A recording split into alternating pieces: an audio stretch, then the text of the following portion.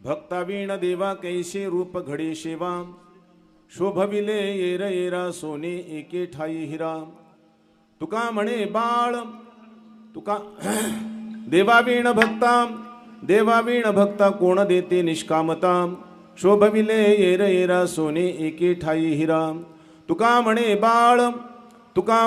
बाळ माता जैसे स्नेहजाळ शोभविले येर येरा सोने एके ठाई हिरा विठ्ठला विठ्ठला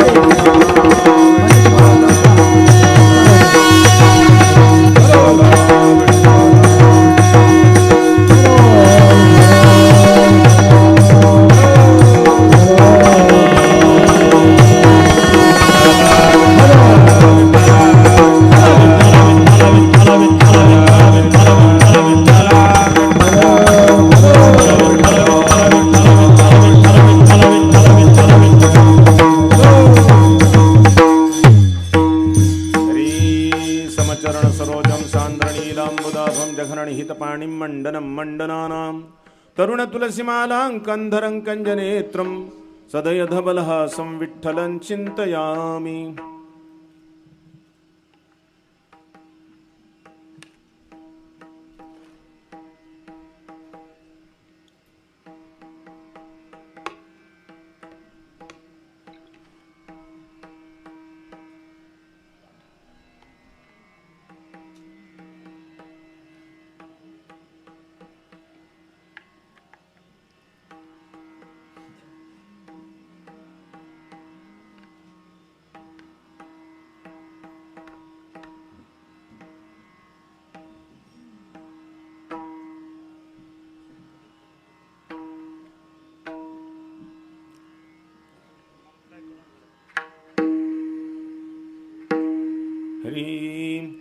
ओम नमो ज्ञानेश्वरा करुणाकरा दयाळा तुझा अनुग्रहानो पावन नामरी।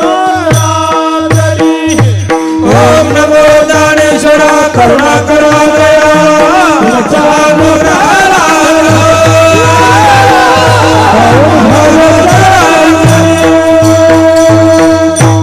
भक्तावीण देवा कैसे रूप घडे शेवा शोभविले रेरा सोने एके ठाई हिरा। प्रस्तुत कीर्तन रूपी सेवेकरता घेतलेला जो अभंग आहे तो आपल्या महाराष्ट्राचे भूषण असणारे संत श्रीमंत जगद्गुरु भगवान संत श्रेष्ठ तुकोबरा यांचा हा 4 चरणाचा भक्तांचं सुंदर वर्णन करणारा उत्कृष्ट अशा प्रकारचा अभंग आहे। आपण या अभंगावर या प्रसंगी यथामती थोडक्यात चिंतन करण्याचा प्रयत्न करू।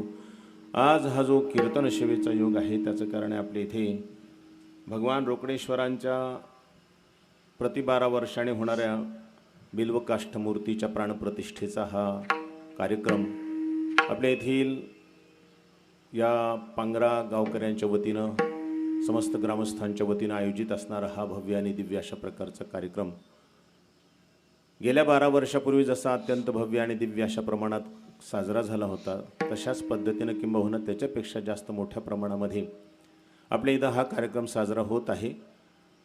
आजची ही कीर्तन सेवा आपल्या सर्व ग्रामस्थांच्या वतीनं त्याचप्रमाणे संयोजकाच्या वतीनं माझ्याकडे आहे। आपल्या या पवित्र कार्यक्रमाला भव्य आणि दिव्य कार्यक्रमाला संयोजक म्हणून लाभलेले आदरणीय हरिभक्तीपरायण मृदंग महामेरू रामभाऊ काजळे इथं उपस्थित आहेत आणि त्याचप्रमाणे त्यांच्या संस्थेतील नादब्रह्म संस्थेतील सर्व विद्यार्थीगण पंचक्रोशीतील थोर अशा प्रकारचे गायक वादक वृंद इथं उपस्थित आहेत।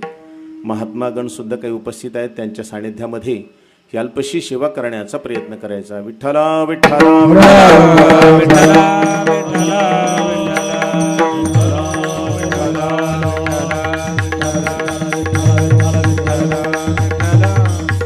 या भव्य आणि दिव्य कार्यक्रमामध्ये दररोज ग्रंथराज ज्ञानेश्वरी पारायण, दुपारी तुळशी रामायण कथा सत्संग सोहळा अत्यंत भव्य आणि दिव्य प्रमाणामध्ये साजरा होत आहे. परमपूज्य आदरणीय रामायणाचार्य हरिभक्ती पारायण रामराव महाराज ढोक नागपूरकर यांच्या मुखारविंदातून सुंदर कथा सोहळा चाललेला आहे. त्याचप्रमाणे दररोजचा कीर्तन सोहळा, आजची ही कीर्तन सेवा माझ्याकडे आहे. अल्पशा वेळेमध्ये ही सेवा करण्याचा प्रयत्न करायचा आहे. नरदेहात आलेले जीव मात्र त्यांनी भगवंताची भक्ती करावी, पण भक्ती करत असताना जे भक्त पूर्वीचे झालेले, ज्यांनी महान भक्ती करून भगवंताला साकार रूप धारण करायला लावलं, अशा प्रकारच्या भक्तांपेक्षा आपल्याला कधीही मोठं भक्त होता येणं शक्य नाही. पण भक्त आणि भगवंत या दोघांमध्ये थोडंसं श्रेष्ठत्व भगवंताला दिलं जात असतं. व्यवहारामध्ये जे काही असे सापेक्षित भाव आहेत त्याच्यामध्ये एकाला श्रेष्ठत्व दिलं जातं, एकाला कनिष्ठत्व दिलं जातं. जसं पिता पुत्र, त्याचप्रमाणे पती पत्नी, देवभक्त, गुरु शिष्य वगैरे जे हे नाते आहेत, स्वामी आणि सेवक यांच्यामध्ये एकाला श्रेष्ठत्व दिलं जातं, एकाला कनिष्ठत्व दिलं जातं. स्वामीला श्रेष्ठ मानलं जातं आणि सेवकाला कनिष्ठ मानलं जातं. गुरुला श्रेष्ठ मानलं जातं, शिष्याला कनिष्ठ मानलं जातं. पतीला श्रेष्ठ मानलं जातं, पत्नीला कनिष्ठ मानलं जातं. असं व्यवहारामध्ये आपल्याला पाहायला मिळतं. पित्याला श्रेष्ठ मानलं जातं आणि पुत्राला कनिष्ठ मानलं जातं. तसंच इथं देवभक्तामध्ये सुद्धा पारमार्थिक जे नाते आहेत, गुरुभक्त आणि देवभक्त, गुरु आणि गुरुचे शिष्य, देव आणि देवाचे भक्त, असं जे हे पारमार्थिक नाते आहेत, दोन अत्यंत प्रेमाचे सलोख्याचे नाते, ज्या नात्यातून जीवाचा पारमार्थिक उत्कर्ष होतो, अशा या संबंधात सुद्धा देवाला श्रेष्ठत्व दिलं जातं, भक्ताला कनिष्ठ मानलं जातं, लहान मानलं जातं, नाही का. परंतु भगवान संत श्रेष्ठ तुकोबारा थोडं वेगळ्या प्रकारानं प्रतिपादन करत आहेत, आपल्याला पाहायला मिळेल. भगवान संत श्रेष्ठ तुकोबाराचं म्हणणं आहे की जसं पित्याला श्रेष्ठ मानतात पुत्रापेक्षा आणि पुत्राला कनिष्ठ मानतात, पण पुत्राला का कनिष्ठ मानतात, मुलाला का कनिष्ठ मानतात? अहो, मुलगाच नसेल तर वडिलाला वडील म्हणेल कोण, नाही का. मुलगा आहे म्हणून वडिलाला वडील म्हणणेपणा आहे. पत्नी आहे म्हणून पतीला पती म्हणणेपणा आहे. जर पत्नीच नसेल तर पतीला कोण पती म्हणेल? पत्नी नसल्यानंतर ह्याला कोणी पती म्हणेल का? म्हणणं शक्य नाही. जसं नोकरच नसतील तर ह्याला मालक कोणी म्हणेल का? अहो, नोकर आहेत म्हणून तुला मालकपणा मिळालेला आहे, नोकराने तुला मालकपणा दिलेला आहे, हे लक्षात ठेवायला पाहिजे. तसं भगवान संत श्रेष्ठ तुकोबारा सुद्धा एकदा भगवंताला बोलताना सांगतात, देवा तुम्ही स्वतःला फार श्रेष्ठ समजायले, पण लक्षात ठेवा तुमचा जो देवपणा आहे ना, तो आमच्यामुळे आहे, लक्षात ठेवा. आमच्या भावी तुझं देवपण हे का विसरून राहिला देवा, तुम्हाला आमच्या भावनेमुळे देवपणा आहे, लक्षात ठेवा. तुम्ही देव आहात ठीक आहे, पण तुम्हाला देव बनवला असेल तर आम्ही बनवलंय. आम्ही जर भक्त नसतो, सर्वस्वाचा त्याग करून जर अनन्य भावानं आम्ही भक्ती केली नसते तर तुम्हाला देवपणा सुद्धा कोणी दिला नसता, देवाला देवपणा सुद्धा आला नसता. पण आम्ही आहोत म्हणून तुम्हाला देवपणा हे लक्षात ठेवाय. प्रेमातलं भांडण आहे बरं का तुकोबारायांचं, आणि प्रेमातल्या भांडणामध्ये ताटातूट होत नसते, प्रेम वाढत असतं, नाही का. रोषे प्रेम दुनवटे पडियंत याचेनी. पडियंता म्हणजे आवडत्या माणसानं जर रोष केला तर त्याच्यामुळं म्हणजे द्वेष वाढत नाही, उलट प्रेमाची अभिवृद्धी होते, प्रेमाचा पूर येतो, नाही का, असा आनंद होत असतो. आणि म्हणून भगवान संत श्रेष्ठ तुकोबारा जे आहेत ना, भांडतायत ना भगवंताला, तर भगवंताला भांडत असताना ते प्रेमातलं भांडण आहे बरं का, वास्तविक भांडण नाही. आणि म्हणून सांगतात, देवा तुम्हाला जो देवपणा आहे तो आमच्यामुळे आहे, लक्षात ठेवा. आणि या संबंधातून थोडा भक्त ही काही सामान्य नाही, भक्ताला सुद्धा तुम्ही कनिष्ठ समजू नका, भक्त सुद्धा फार श्रेष्ठ आहे, ही सिद्ध करून दाखवायचं आपल्याला. पण भक्ताने काय श्रेष्ठपणा केला असेल तर विचार करण्यासारखी गोष्ट आहे की देवाला देवपणा भक्तांनी आणून दिला. कशा पद्धतीने आणून दिला? अहो, देवाला काहीच नव्हतं ना, रंगरूप वगैरे काहीच नव्हता. भगवान रूपा बळे करुणी खळे हरिदासी, करुणी खळे हरिदासी, करुणी खळे हरिदासी. रूपा बळे करुणी खळे हरिदासी, करुणी खळे हरिदासी, करुणी खळे हरिदासी. हरी आणि येला रूपाबळे करुणी खळे हरिदासी. भगवंताला रूपाला आणलं भक्तांनी. कसं आणलं म्हणजे बळच आणलं, बळच, नाही का. काही काही गोष्टी बळच करायला लावावं लागत असतात. काही ना काहींना इच्छा नसते त्या गोष्टी करण्याची आणि त्यांना जबरदस्ती करायला लावायला लागत असतात. जसं काही माणसांना कीर्तनाला यावंसं वाटत नाही पण त्यांना जबरदस्ती आणावं लागतं आणि काहींना आवडतं यायला बरं का, काहींना आणावं लागतं नाही का, काहींना पारायण करायला बसवावं लागतं, त्यांना आवडत नाही बरं का. मग जसं पारायणाला जबरदस्ती आणलं, जसं कीर्तनाला जबरदस्ती आणलं, तसं भगवंताला सुद्धा आणि येला रूपा बळी जबरदस्ती रूपाला आणलं. कसे होते परमात्मा पहिले? परमात्म्याला काहीच नव्हतं ना, रंग नाही, रूप नाही, वगैरे काहीच कुठल्या प्रकारचं नाही. अशा प्रकारची परमात्म्याची स्थिती होती. परमात्मा निर्गुण निराकार स्वरूप स्थितीमध्ये होते. न रूप, न वर्ण, न गुण कुठल्याही प्रकारचं नाही. अशा प्रकारचे परमात्मा जे होते, कबीरदासजी महाराज सांगतात, त्या भगवंताला रूपही नव्हतं, रंग नहीं रूप नहीं नहीं वर्ण छाया, रंग नहीं रूप नहीं नहीं वर्ण छाया, रंग नहीं रूप नहीं नहीं वर्ण छाया, रंग नहीं रूप नहीं नहीं वर्ण छाया, निराकार निर्गुण तुझी रघुराया, निराकार निर्गुण तुझी रघुराया, रघुराया रघुराया, मैं गुलाम मैं गुलाम मैं गुलाम तेरा, मैं गुलाम मैं गुलाम मैं गुलाम तेरा, मैं गुलाम मैं गुलाम मैं गुलाम तेरा,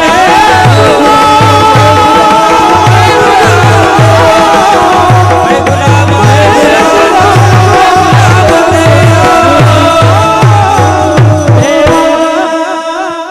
रंग नहीं, रूप नहीं, नहीं वर्ण छाया, निर्गुण निराकार तू ही रघुराया, मैं गुलाम मैं गुलाम मैं गुलाम तेरा, मैं गुलाम मैं गुलाम मैं गुलाम तेरा.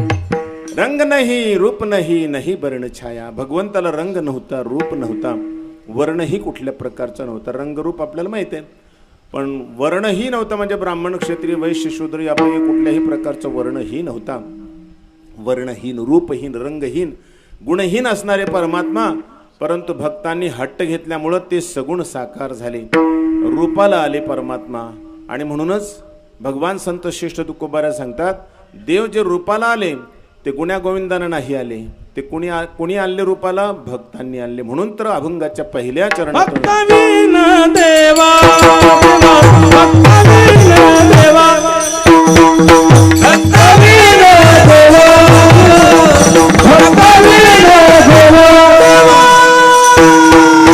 भक्तवीन देवा देवा भक्तवीन देवा भक्तवीन देवा भक्तवीन देवा कैसे रूप गणेश शिवा कैसे रूप गणेश शिवा शिवा शिवा भक्तवीन देवा भक्तवीन देवा कैसे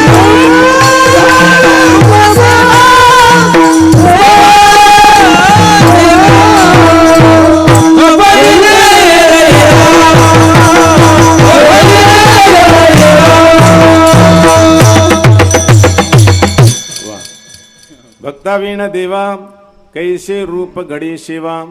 भक्ताविणा देवाला कसं रूप बरं घडेल आणि त्यांची सेवा सुद्धा कशी घडेल. भक्त असतील तर देवाला रूप, भक्त नाही तर देवाला रूपही नाही, आणि भक्त नाही तर देवाला रंगही नाही, रूपही नाही, गुणही नाही. आणि त्याचप्रमाणे भगवंताची सेवा सुद्धा भक्ताविणा दुसरं कोणी करू शकत नाही, हेच सांगायचं त्यांना. म्हणून भक्ताविणा देवा कैशी रूप घडे, इथपर्यंत आपल्याला विचार करायचा, रूप कसं देवाला प्राप्त होईल. बरं, भगवंताला भक्तांनी जबरदस्ती रूप धारण करायला लावलं, त्यामुळं देवाचं काय झालं आम्हाला माहीत नाही. कदाचित देवाला थोडासा त्रासच वाटला नाही का. देव भगवान परमात्मा भगवद्गीतेमध्ये अर्जुनाला म्हणतात सुद्धा, अरे हे जे लोक आहेत ना, मी मनुष्य रूप धारण केलं, साकार रूप धारण केलं की माझी अवज्ञा करतात रे. अवजानन्ति मां मूढा मानुषीं तनुमाश्रितं परमभावमजानन्तो मम भूत महेश्वरम. अर्जुना, मी सगुण साकार रूप धारण केलं, मनुष्य रूप धारण केलं, ते लोक माझी अवज्ञा करतात रे, माझा तिरस्कार करतात, माझा तिटकारा करतात. मी एवढा मोठा असून सुद्धा मला सामान्य समजतात, मनुष्यत्वानं लेखतात, मला सामान्य समजून माझी अवहेलना करतात. असं कोण सांगतात? भगवान परमात्मा. म्हणजे भगवंतानं रूप धारण केल्यामुळं कदाचित देवाचं थोडंफार नुकसान झालं असं म्हणावं लागेल. पण देवाचं नुकसान जरी झालं असलं तरी मात्र भक्तांचा खूप फायदा झाला. का? आला नावा रूपा तुका म्हणे झाला सोपा. भगवान परमात्मा नावा रूपाला आल्यामुळं सोपे झाले. जर भगवंताला रूप नसतं, नाव नसतं तर फार अवघड झालं असतं. भगवंताला नावरूप आल्यामुळं खूप आनंद झाला. मग भगवंताला नावारूपाला आणलं, ते भक्तांनी आणलं, ते भगवंताला रूप धारण करायला लावलं. किती सुंदर रूप आहे भगवंताचं. त्या भगवंता राजस सुकुमार मदनाचा पुतळा, राजस सुकुमार मदनाचा पुतळा, राजस सुकुमार मदनाचा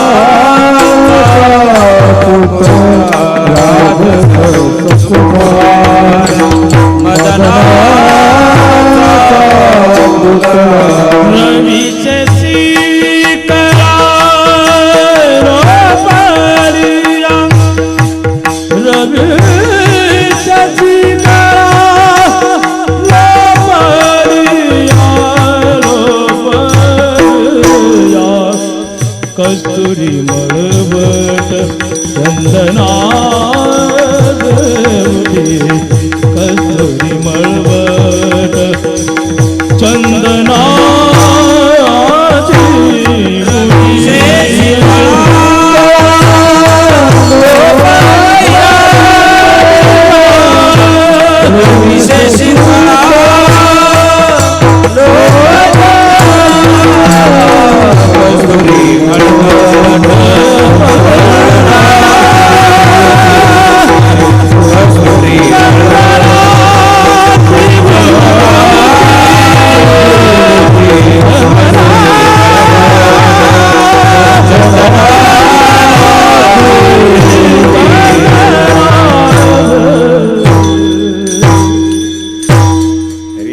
राजस सुकुमार मदनाचा पुतळा, रवी शशी कळा लोपलिया. भीमसेनची आठवण करून दिली बरं का भीमसेन महाराजांची. मग सांगायचं तात्पर्य असं आहे की राजस सुकुमार असणारे परब्रह्म परमात्मा, अत्यंत सुंदर रूप भगवंताचं. भगवंतानं ज्या ज्या वेळेला रूप धारण केलं त्या त्या वेळेला भक्ताच्या आग्रहास्तव रूप धारण केलं आणि इतकं सुंदर रूप धारण केलं की त्या रूपाने भक्तांची मनं मोहून टाकली असेल यात काहीच नवल नाही. शत्रूंच्या सुद्धा मनाला मोहिनी घालणारं भगवंताचं रूप होतं. शत्रूचे मन सुद्धा खेचून घेणारं सुंदर रूप भगवंताचं. परब्रह्म परमात्मा जेव्हा श्रीकृष्ण स्वरूपामध्ये अवतीर्ण झाले, दुष्ट कंसाला कळालं हाच माझा शत्रू, याला मारलं पाहिजे. भगवंताला मारण्यासाठी त्यानं मग पूतना नावाची राक्षसिणी पाठवली होती.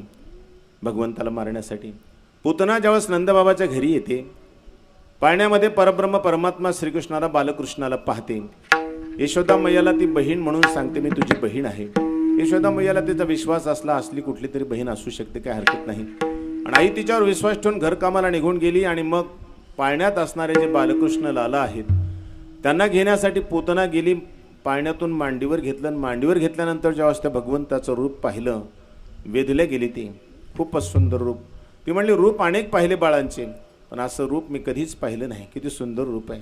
शत्रू आहे ती, भगवंताला विष पाजून मारण्यासाठी आलेली आहे. भगवंताच्या रूपाला पाहिलं आणि एकदम असं अशी स्थिती झाली त्याची. रूपी जडली लोचन पायी स्थिरावले मन. पैसे जीवी जडोनी, पैसे जीवी जडोनी, पैसे जीवी जडोनी, पैसे जीवी जडोनी.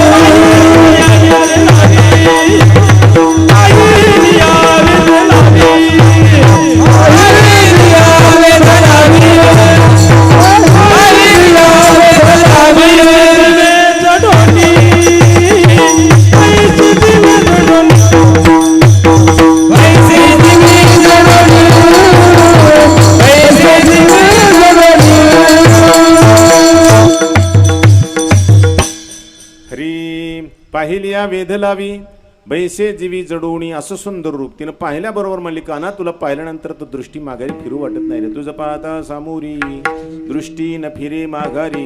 माझ्या चित्ता तुझ्या पाया मिठी पडली पंढरी राया. काना किती छान दिसतोस. एक क्षणभर मनामध्ये विचार करते याला मारू नये, इतकं सुंदर बाळ नाही मारवं. किती सुंदर आहे बाळ. सांगा बरं, शत्रू आहे ती दुष्ट राक्षसिणी, पण तिचं सुद्धा मन वेधून घेतलं भगवंतानं. इतकं सुंदर रूप.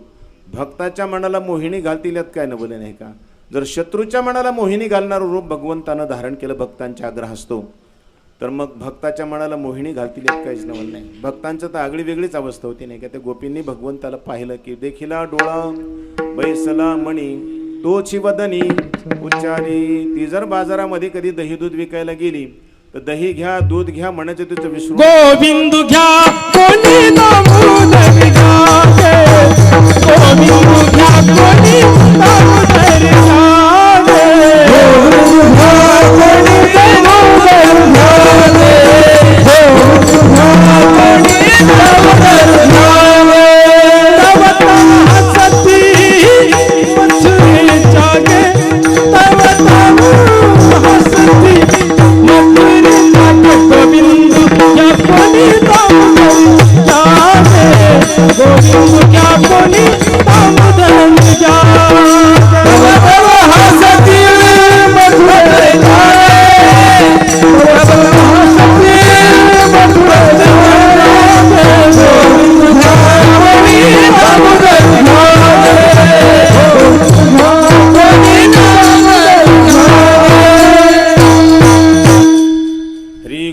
घ्या कोणी दामोदरू घ्या गे तव तव हासती मथुरेच्या गे. मथुरेमध्ये असणाऱ्या गोपींनी ऐकायचं. त्या गोकुळातल्या गोपीने भगवंताला पाहिलं आणि विसरून गेली. ती देखिला डोळा बैसला मनी अशी अवस्था झाली. आणि मग ती गोविंद घ्या दामोदर घ्या दही घ्या दूध घ्या म्हणायचं विसरूनच गेली. गोविंद घ्या दामोदर घ्या कृष्ण घ्या हरी घ्या असं ती म्हणू लागली. मग सांगायचं तात्पर्य काय की भक्तांची मन भगवंत मोहून घेतील यात नवलच नाही. दुष्टांचे सुद्धा मन मोहून घेतले होते भगवंताने. तर अशा प्रकारचं सुंदर रूप जर धारण करायला लावलं असेल कोणी तर ते भक्तांनी लावलेलं. म्हणून भक्तावीण देव कैसे रूप घडी. एक आणखीन झालं पहा. भगवंतानं रूप जसं धारण केलं की जसं गोड रूप आहे भगवंताचं तसं भगवंतानं नामही सुंदर अशा प्रकारचं धारण केलं.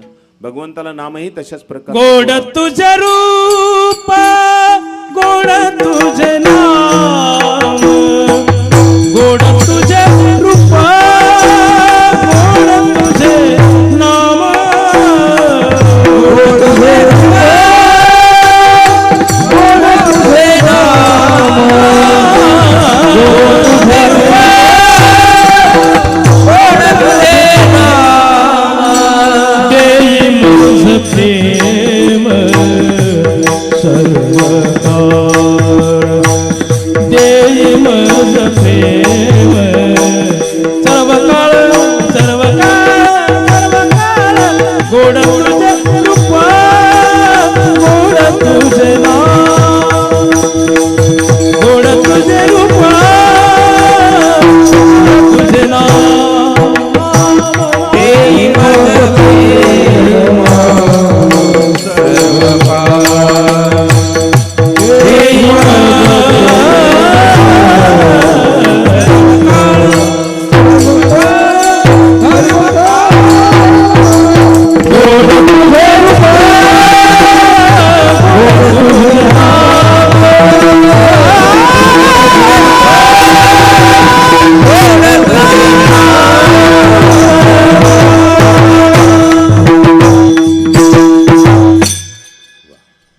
सांगतात गोड तुझे रूप गोड तुझे नाम देई माझ प्रेम सर्व काळ. भगवंताचं रूपही गोड भगवंताचं नामही अशाच प्रकारचं गोड.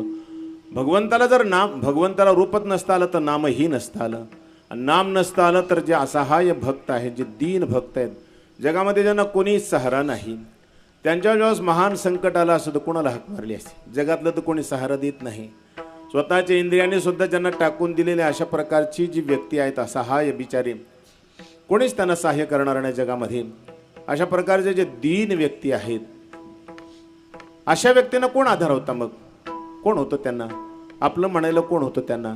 परंतु अशाही व्यक्तींना ज्याला जगात कोणी सहारा राहिलेला नाही सगळ्यांनी हातचं टाकून दिलेल्या आशाने जर भगवंताला हाक मारली तर भगवंत धावत येतात ना. दिनांसाठी धावत येतात परब्रह्म परमात्मा. म्हणून भगवंताला नावच नसतं आलं तर कुणाला हाक मारायची होती संकट काळामध्ये. द्रौपदीवर जेव्हा एवढं महान संकट आलं एवढी मोठी महासभा भरलेली भरसभेमध्ये त्या दुष्ट दुःशासनानं तिला विवस्त्र करण्याचा प्रयत्न केला. भीष्म पितामह द्रोणाचार्य तिचे पती वगैरे सगळे महान महान बसले होते सिंहासारखे, काय शक्तिशाली होते ते, पण कोणीही विरोध केला नाही. दुःशासन त्याच्या वस्त्रांना झटत होता आणि कोणी सुद्धा ब्र शब्द सुद्धा तोंडातून काढत नव्हतं, कोणी काही सहाय्य करत नव्हतं. पतीकडे पाहिलं तर पती सुद्धा सहाय्य करत नव्हते. शेवटी तिनं स्वतःच्या शक्तीचा वापर करून पाहिला, पण स्वतःची शक्ती सुद्धा नाकाम झाली, काही फायदा नाही झाला तिचा स्वतःच्या शक्तीचा सुद्धा. आता मात्र आपली सर्व सभेमध्ये लाज जाणार असं तिला वाटलं आणि मग तिला पटकन आठवलं की लाज रखो तुम मोरी प्रभु जी, लाज रखो तुम प्रभु जी, लाज रखो तुम मोरी प्रभु जी,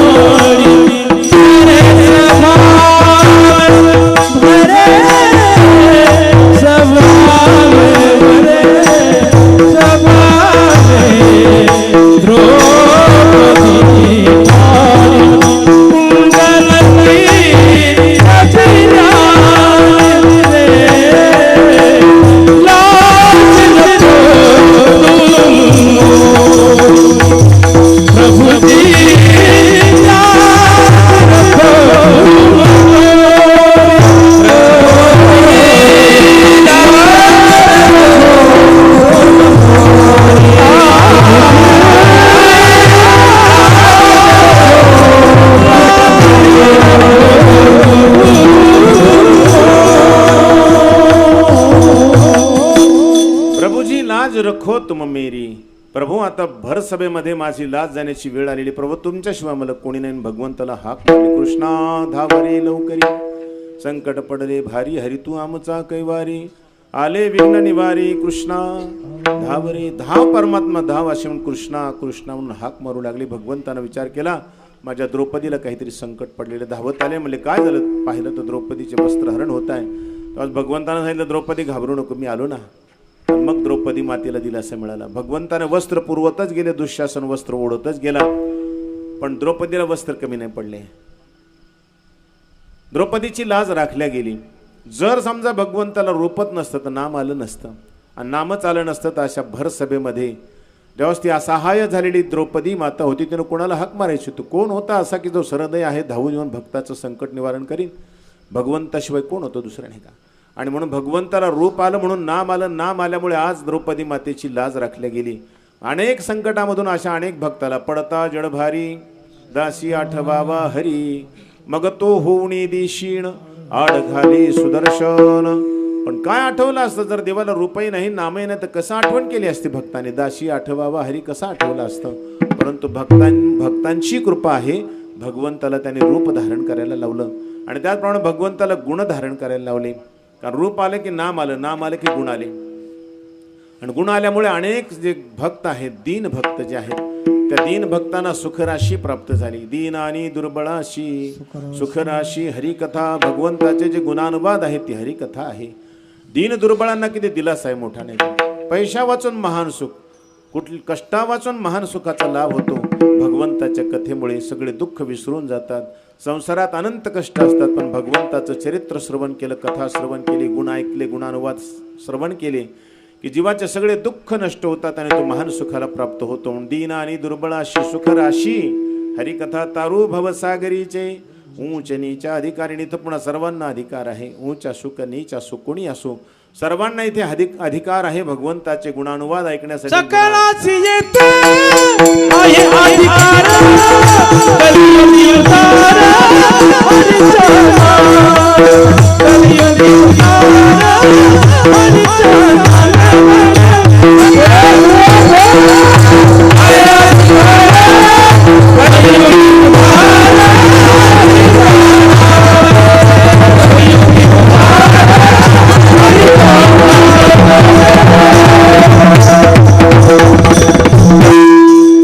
येथे आहे अधिकार, कलियुगी उद्धार हरिनामे. सगळ्यांना अधिकार आहे, म्हणून सर्वांना अधिकार असल्यामुळे असे जे गुणराशी परमात्मा मग भगवंताचं रूप सुंदर, भगवंताचे नामही सुंदर आणि भगवंताचे गुणही सुंदर.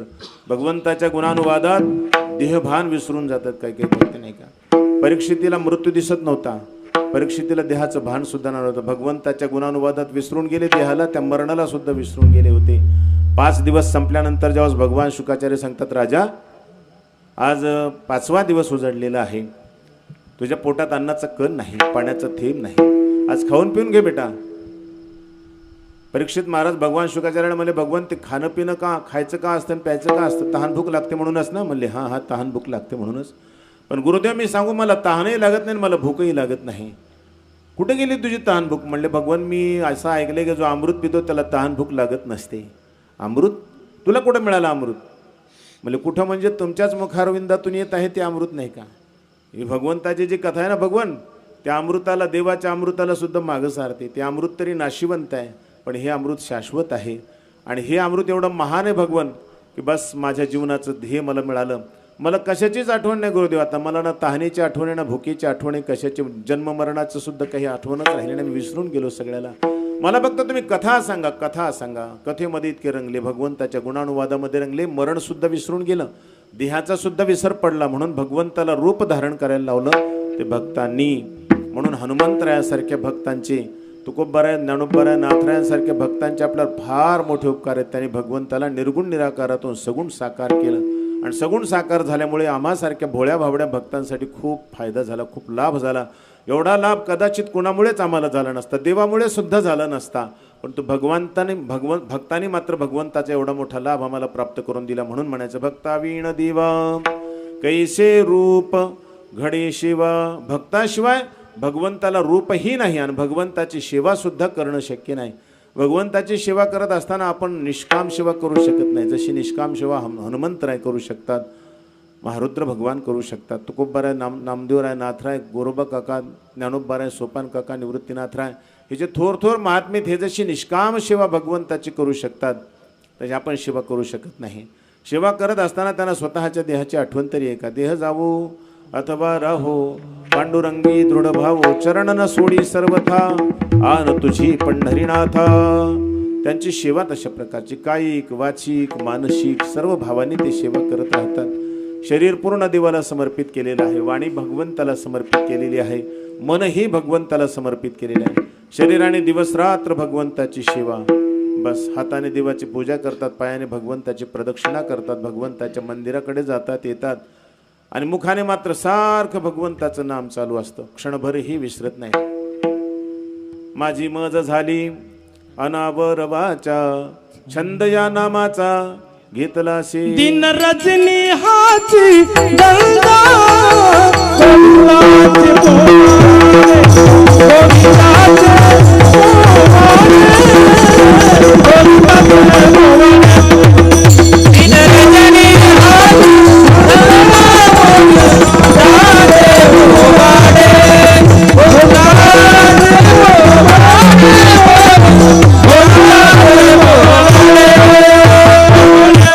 दिनरजनी हाची धंदा गोविंदाचे पवाडे. दिवस रात्र सारखं, दिवस न कळे रात्र न कळे अंगी खेळे दैवत हे. दिवस कळत नाही, रात्र कळत नाही, काय न सारखं दिवस रात्र भगवंताच्या नामामध्ये रममाण असतात. म्हणून कायेनं सेवा करावी, वाणीनं सेवा करावी, मनानं सुद्धा सेवा करावी, फक्त त्या भक्तांनी करावी.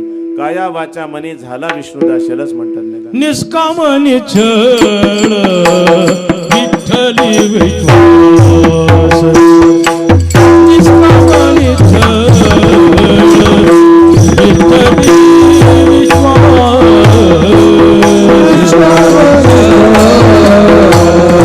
विठ्ठली विश्वास, निष्काम निश्चळ विठ्ठली विश्वास. पाहुन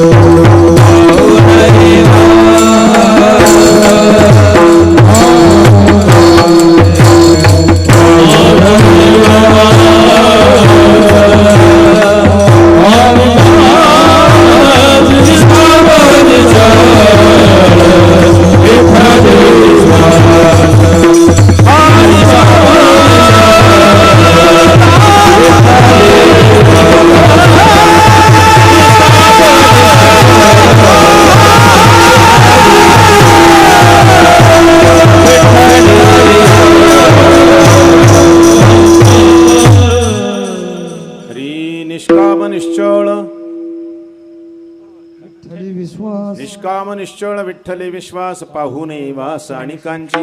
निष्काम निश्चळ कुठल्या प्रकारनं कामना नाही, निश्चल रूपाने अर्थात निश्चयाने भगवंताची भक्ती करतात. भगवंतावर पूर्ण विश्वास त्यांचा असतो. मग दुसऱ्या कोणाची वास पाहणं त्यांना आवडत नाही. अशा प्रकारचे जे भक्त असतात ते खरी सेवा करू शकतात. त्यांच्या सेवेचं ओझं भगवंताच्या डोक्यावर असतं. आपलं काही नाही का, आपलं काही घेणं देणं नाही. आपण अगोदर उचल केलेली असते. काम केल्यानंतर पैसे नाही, अगोदर उचल नंतर काम नाही. काहीच असतं ना, अगोदरच उचल करून ठेवतात. पुढच्या वर्षी कामाला जायचं अगोदर उचल केलेली असते नाही का. तशी आपली अगोदर उचल असते, सेवा तर नंतर असते. देवाला वाटत असेल हे फार हुशार आहे, अगोदर उचल घेतो नंतर सेवा करतो. केली तर केली, नाही तर नाही केली सुद्धा असे होऊ शकतं नाही का. विसरूनही जाण्याची शक्यता असते. पहा ना, काही काही माणसं म्हणतात देवा जर मुलाला नोकरी लागली तर पंढरपूरची वारी करील नाही का. नोकरी लागली तर, आणि नोकरी लागून अगोदर नोकरी लागल्यानंतर मग वारीचा विचार आहे, अगोदर नाही का. म्हणजे अगोदर उचल करायची नंतर सेवा करायची. इथं तसं थोडंच आहे नाही का. दिवस रात्र सेवा चाललेली आहे. आणि म्हणून ही सेवा भगवंताला आवडणारी आहे. भक्तांनी केलेली जी सेवा आहे ती देवाला आवडणारी, आणि त्यांनी सेवा करावी. स्वतःच्या देहाचा विचार तरी आहे का. किती वेळ गेला, काय झालं, काही लक्षात आहे का. खाण्यापिण्याची आठवण आहे का, शरीराची कुठं आठवण आहे. न भूक न तहान काही लक्षात राहत नाही. त्यांच्या रात्रंदिवस परिश्रम करत राहतात. आपण पाहतो हनुमंतरायाने कधी केली का परवा त्याची. प्रभू रामचंद्राचं काम करत असताना किती वेळ गेला, काय झालंय त्याचं भान नाही. भुकेची सुद्धा तहानीची सुद्धा आठवण नाही त्यांना. सारखं परिश्रम. बरं, मागे पुढे कुठल्या प्रकारचा विचार करत नाही. एकदा फक्त आज्ञा झाली की निघाले. हनुमंतरायाला फक्त सांगितलं जा सीतेला शोधून ये. प्रभू रामचंद्रानं सांगितलं जा तू सीतेचा शोध कर. तर हनुमंतराय निघाले. कशा आहेत विचारलं नाही, काय नाही, कुठे असतील, कशा असतील, काही विचार नाही. निघाले की निघाले नाही का. एवढा मोठा विश्वास नाही का. सेवा करत असताना खाण्यापिण्याचं कसं होईल, सापडतील का नाही, घरी कुठल्या प्रकारची चिंतत नाही. मी म्हणतो 18 पद्म वानर सेना होते, पण प्रभू रामचंद्राला एकच विश्वास होता की फक्त हाच एक भक्त आहे की जो हे काम करू शकतो. म्हणून मुद्रिका देत असताना 18 पद्म वानर सेनेपैकी कोणाजवळ नाही दिली, फक्त हनुमंतरायाजवळ मुद्रिका दिली. बाकीच्या कोणाजवळ दिली नाही का. फक्त एकट्या हनुमंतरायाला बाजूला बोलावून घेतलं. सांगितलं हनुमंता जर तुला सीता भेटली तर तिच्याजवळ ही मुद्रिका दे. तिला सांग मी अशा अशा प्रकारचं सगळं निरोप जर कोणाजवळ दिला असेल सीताई साहेबांसाठी तर केवळ हनुमंतरायाजवळ दिला. का दिला, कारण विश्वास होता प्रभू रामचंद्राला की फक्त सेवा करणारा हाच एक आहे. कुठल्या प्रकारची अपेक्षा नाही, सेवा करेल तर फक्त हाच करू शकतो, दुसरं कोणी करू शकत नाही. एवढा पूर्ण विश्वास प्रभू रामचंद्राला होता. झालंय तसंच नाही का. तशाच पद्धतीने सेवा केली. केवढी मोठी सेवा. सीताई साहेबांचा शोध करून यायचं. तिथं पुन्हा रावणाला धाक दाखवून यायचं. संपूर्ण राक्षस जातीला प्रभू रामचंद्राचा चांगला धाक बसवायचा. हे का सामान्य काम आहे का. लंका जाळल्यामुळं काय झालं की संपूर्ण राक्षस जातीला प्रभू रामचंद्राचा धाक बसला. ही सेवा करत असताना केवढ्या दक्षतेनं सेवा चाललेली नाही. कारण एवढी सेवा केल्यामुळे प्रभू रामचंद्राला आवडायचे नाहीत का सांगा बरं. हनुमंतरायाला पाहिलं की प्रभू रामचंद्राचं हृदय भरून येत होतं, आनंद वाटत होता. आणि आजही वाटतो नाही का, कारण ते चिरंजीव आहेत. भगवान रामचंद्राची अशी अनन्य सेवा केल्यामुळे हनुमंतराय चिरंजीव झाले. सेवा करावी.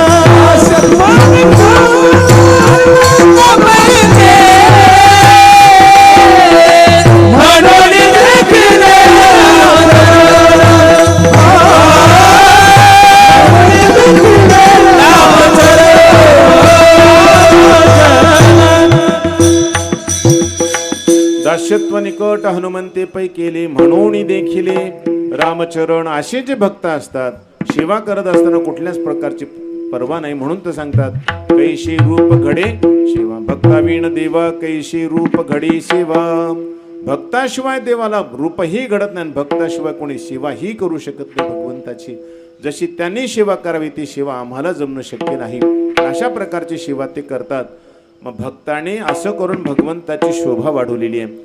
भगवंत का आपल्या भक्ताला सोडतात, भगवंत सुद्धा मग आपल्या भक्ताची शोभा वाढवतात. दोघंही एकमेकाची शोभा वाढवतात. देवाने भक्ताची शोभा वाढवली तर भक्त देवाची शोभा वाढवतात. भक्ताने देवाची शोभा वाढवली तर देव सुद्धा भक्तांची शोभा वाढवतात. अशी परस्पर एकमेकाची शोभा वाढवतात. हे अभंगाच्या दुसऱ्या शोभविले येरा शोभविले येरा शोभविले येरा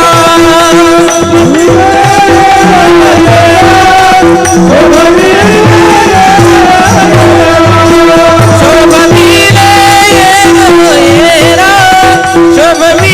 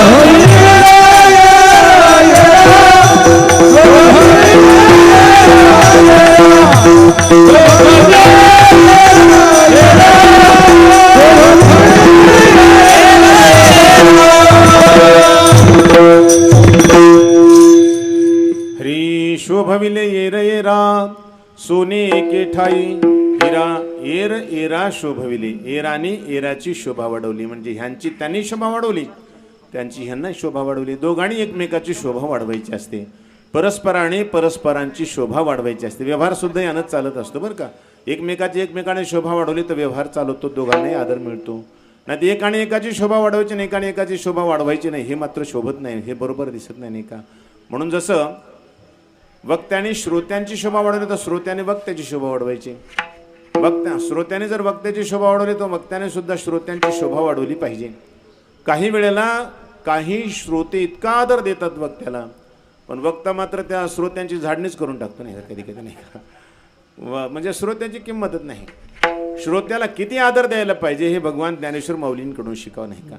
किती आदर देतात. प्रभू तुम्ही महेशाची मूर्ती आणि मी दुबळा अर्चित असे भक्ती म्हणून बेल जरी गंगावती तरी स्वीकाराल की.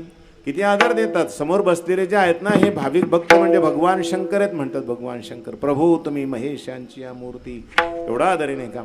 एवढा आदर का देतात.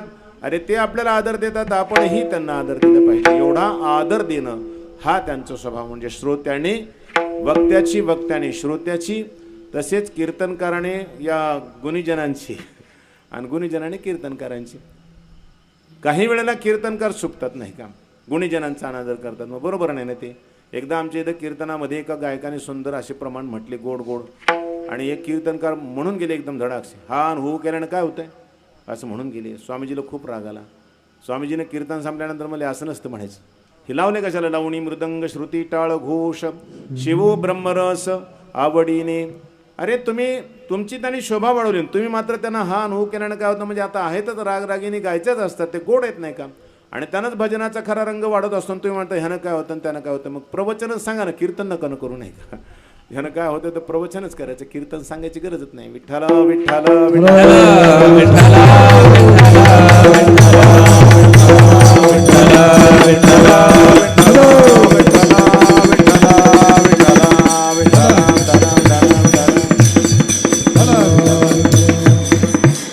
विठ्ठल विठ्ठल म्हणून लागला मृदंग. आता ऐकलं का तुम्ही, विठ्ठल विठ्ठल म्हणून तुला. मग सांगायचं तात्पर्य असं आहे की शोभविले येर येरा सोने एके ठाई हिरा. येर येरा शोभविले, एराने एराला शोभवलं, एकमेकाने एकमेकाला शोभवलं. कसं शोभवलं एक दृष्टांत देतात. म्हणले एका श्रीमंत माणसाच्या घरामध्ये एक हिरा होता पिढीचा, कधीच्या तरी वाडवडिलांनी ठेवलेला. आणि एक सोन्याची अंगठी सुद्धा खूप सुंदर होती, जुन्यातलं सोनं होतं ते. एकदा त्याचा एक ज्वेलर्स मित्र त्याच्या घरी आला आणि त्यानं कपाटामध्ये ह्या वस्तू पाहिल्या. म्हणलं का रे याचा काही उपयोग करत नाही, तसंच पडून. मला काय नाही, ओढलो पाहिजे तर काय त्याचं काही विशेष नाही. म्हणजे थांब तू माझ्याकडे दे, मी तुला अशी अंगठी तयार करून देतो हे हिऱ्याची, अशी जबरदस्त. या अंगठीमध्ये हा हिरा जोडून देतो. माझ्याकडे सध्या जयपूरचे कलाकार आलेले आहेत, खूप जबरदस्त कलाकार आहेत. म्हणजे काय हरकत नाही, तुझी इच्छा असेल तर घेऊन जा. मग त्या मित्राने तो हिरा आणि ती अंगठी घेतली आणि आपल्या त्या कलाकाराला सांगितलं, हे बघ माझ्या मित्राच्या घरचं काम आहे आणि अशी कलाकुसरी करायची की बस याच्यापूर्वी कधीच कोणी केलेली नसेल, अशी जबरदस्त कलाकुसरी करायची. तो तुम्हाला ठीक आहे, तुमची आज्ञा असेल तर काय हरकत नाही. आणि मग त्यांना असं सुंदर जडवला तो हिरा त्या अंगठीमध्ये. इतका सुंदर जडला की त्या हिऱ्यामुळे त्या सोन्याची शोभा वाढली, सोन्यामुळे हिऱ्याची शोभा वाढली. एक सोने एके ठाई हिरा. हिरा आणि सोनं एका ठिकाणी आल्यानंतर दोघांची परस्परामुळे शोभा वाढली. हिऱ्याला शोभा आली त्या अंगठीमुळे आणि त्या अंगठीला शोभा आली हिऱ्यामुळे. मग कोणी त्याच्या बोटामध्ये पाहिलं की विचारो, काव पाटील कुठे घेतली अंगठी, नाही का? अंगठी फार सुंदर आहे हो, नाही का? तो हिरा किती छान दिसतो. एक जण म्हणा ना, सोनं किती छान दिसतं, तो हिरा किती छान दिसतो. दोघांची शोभा एकमेकामुळे वाढली. मग कोणी हिऱ्याला चांगलं म्हणायचं तर कोणी अंगठीला चांगलं म्हणायचं. का झालं? दोघांनी परस्परांची शोभा वाढवली म्हणून शोभविली येरा सोने एके ठाई हिरा. असं व्यवहारामध्ये शोभा वाढवायची असते. कधी कधी एकानंच एकाची शोभा वाढवली ना तर मग दुसऱ्याला सुद्धा राग येतो, नाही का? आमचे एक महात्मा येत होते, त्याने एक प्रसंग सांगायचा. त्यांच्याकडचं बरं का, आपल्या इकडचं नाही, तिकडचा प्रसंग सांगायचे. ते एक थोडासा विनोदी प्रसंग आहे. ते म्हणले एका गावामध्ये एक पाटील बुवा होते. आपल्याकडचे नाही म्हणून सांगालो हां अगोदरच, इकडचे पाटील नाही, तिकडचे होते. ते दौंडकडचे होते महात्मा, नाही. तर ते पाटील बुवा होते. त्या पाटील बुवांना थोडंसं गावाचा विकास करण्याची फार हौस. सुशिक्षित होते आणि विकासाची कामं कधी आली की त्यांनी गावामध्ये आणण्याचा अतोनात प्रयत्न करायचा. पाहिजे हो, नाही का? आपल्याकडे हेच फार वाणे, नाही का? आपल्या मराठवाड्यात आणि त्यातल्या त्यात आमचा परभणी, तुमचा हिंगोली जिल्हा कसा आहे कोण असतो? आमचा परभणी जिल्हा तर काहीच नाही, नेतृत्व ही नाही, काही नाही, तर काही नाही. आमच्याकडे कोणत्या चांगल्या योजना आणणंच शक्य नाही, नाही का? योजना येतात त्यांच्या घरच्यासाठी, आपल्याला काही नसतात, नाही का? फार अवघड, नाही का? फार कठीण, नाही का? म्हणून सांगायचे तात्पर्य असं की ते पाटील बुवा मात्र तसे नव्हते. गावासाठी योजना आणायच्या, त्यांनी खेचून आणायचे कुठून तरी, नाही का? गावाची सुधारणा बरीच केली. बऱ्याचशा गोष्टी गावामध्ये नवीन नवीन आणल्या. पाटील बुवाचा त्याच्यामुळे सत्कार व्हायचा. कधी तालुका पातळीवर, कधी जिल्हा पातळीवर, कधी राज्य पातळीवर असे सत्कार व्हायचे. आणि सत्कार झाल्यानंतर त्यांनी मात्र कधी श्रीमतीजीला बरोबर नेलंच नाही, नाही का? मंडळीला कधी सोबत न्यायचं. आपण एकटेच जायचे, सत्कार करून यायचे. आणि घरी आल्यानंतर मंडळीला सांगायचे, हे बघ आज माझा इथं सत्कार झाला, आज माझा तिथं सत्कार झाला. तिनं बऱ्याच वेळेला ऐकून घेतलं. आणि एके दिवशी म्हणली, राहू द्या, काही सांगू नका, तुमचा जो सत्कार आहे ना सगळा माझ्यामुळे, लक्षात ठेवा. पाटील म्हणून तुझा काय संबंध आहे? म्हणले नाही तर काय, अहो तुमचा सगळा सत्कार होतो ते माझ्यामुळे होतो. ते म्हणजे काही संबंध नाही तुझा, माझ्यामुळे सत्कार होतो. कारण माझं कर्तव्य, मी कर्तव्य करतो, कर्तव्यगारी आहे माझ्या ठिकाणी आणि म्हणून माझा सत्कार होतो. म्हणजे तरी लक्षात ठेवा, तुमची जरी कर्तव्यगारी असेल तरी माझ्यामुळे तुमचा सत्कार होतो, लक्षात ठेवा. म्हणजे काही गरज नाही, लक्षात ठेवायचे गावशान. ध्यान ठेवा बरं का. तुम्ही आता म्हटलात ना माझी काही गरज नाही, आता तुम्ही तुमच्या कर्तव्यगारीवर तुमचा स्वतःचा सत्कार करून दाखवा, स्वतःचा बहुमान वाढवून दाखवा. ठीक आहे म्हणली, काय हरकत नाही. पाटील बुवा विसरूनही गेले, बोललेले. आता बोलले होते विनोदात, त्यांना वाटलं विनोदात बोललेले विसरून गेले.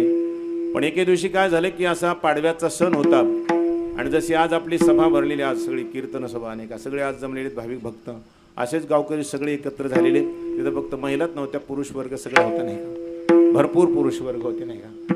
आणि जमलेल्या सभेमध्ये आज पाटील बुवा सुंदर व्याख्यान करत होते. बोलण्याची पद्धती खूप चांगली होती, चतुर होते बोलायला. लोकांच्या टाळ्यात घ्यायचे, 4-2 शब्द बोलले की कडकडाट व्हायचा टाळ्यांचा. सगळी सभा रंगली होती आणि अर्ध्यामध्ये आली होती सभा, तर खूप रंगली होती सभा. तेवढ्यामध्ये पाटलीनबाईनं मुलगा पाठवला आणि तो मुलगा त्या सभेत आणले. बाबा चला लवकर, तुम्हाला आईनं बोलवलंय. बाबानं काही लक्ष दिलं नाही, ते आपल्या सभेमध्ये गुंग राहिले. अहो बाबा चला ना लवकर, आईनं बोलवलं. कशाला रे? पाटील बुवा चिडले, कशाला बोलवलं? त्याने सांगितलं पुरण वाट्याला बोलवलं, नाही का? पुरण वाट्याला म्हटल्यानंतर झालं ना तर कुजबूज सुरू नाही का हो? पाटील बुवा इकडंच मोठेपणा दाखवतात आणि घरी तर पुरण वाटतात, नाही का? असं म्हटल्यानंतर झालं ना ते सगळी कुजबूज सुरू झाली. इकडं तिकडं थोडंसं वातावरण बिघडल्यासारखं दिसलं. सभा विस्कळीत झाल्यासारखी दिसली. पाटील बुवा हुशार होते, जरा बोलण्याचे चतुराईनं त्या मुलाला थोडं रागवले, जा घरी म्हणले.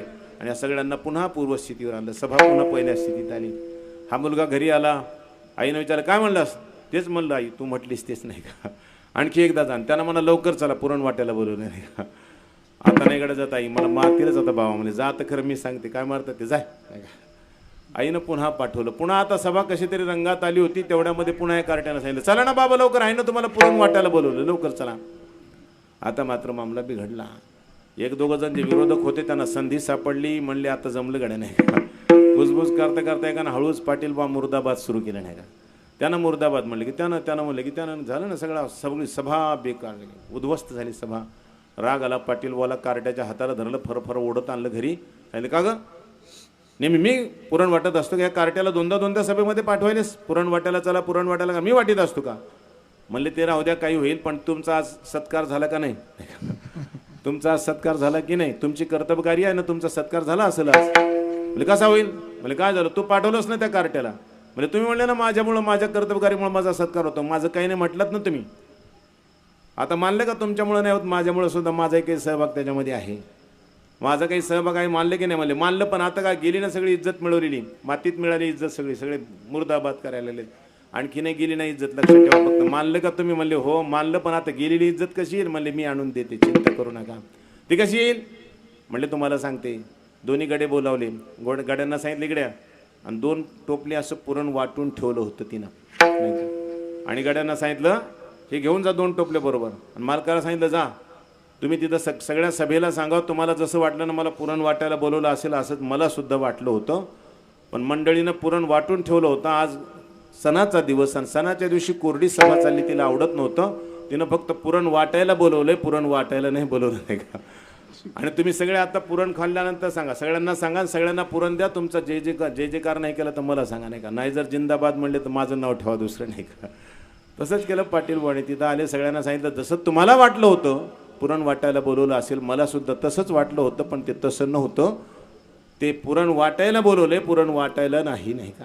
आणि मग सगळ्यांना पुरण दिलं, सगळ्यांनी पुरण खाल्लं ना हळून म्हणले विनाकारणच आपण पाटील बुवाचा मुर्दाबाद केला गेला. पुन्हा जिंदाबाद झाला नाही का. शोभविले येरा सोने एके ठाई हिरा. एकमेकानं एकमेकाची शोभा वाढवायची असते. एकाने एकाची शोभा वाढवायची, एकानं मात्र एकाची अवहेलना करायची, बरोबर नाही. म्हणून इथं सुद्धा सांगतात भक्ताने देवाची, देवाने भक्ताची शोभा वाढवली पाहिजे. तर इथं भक्ताने देवाची शोभा वाढवली. कशी वाढवली? भक्तावीण देवा कैशी रूप घडे शेवा.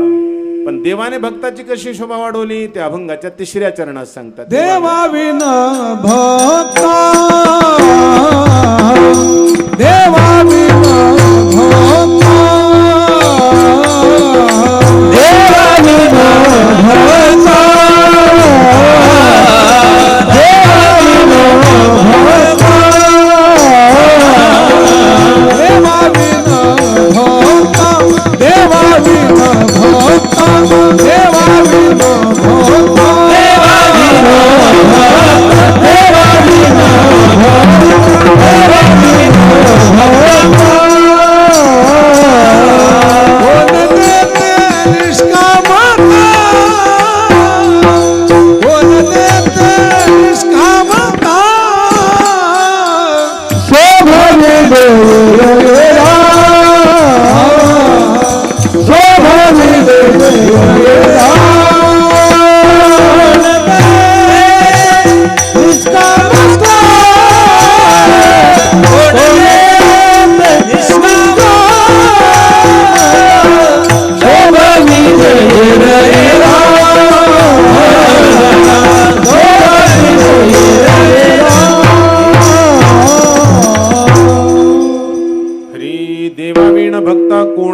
निष्कामता.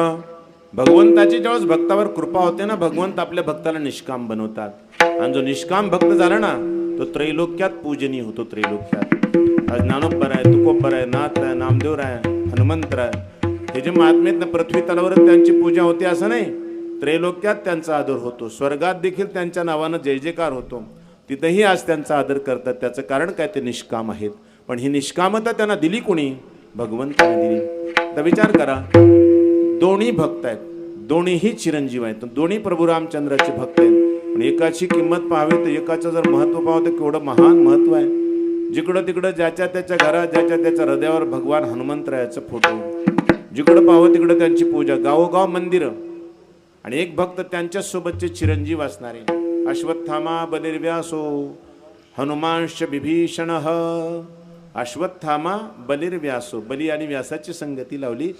आणि हनुमांश विभीषण, चिरंजीवांच्या सप्त चिरंजीवांमध्ये या दोघांची जोड घातली. हनुमांश विभीषण, हनुमान आणि विभीषण या दोघांची जोडी लावली.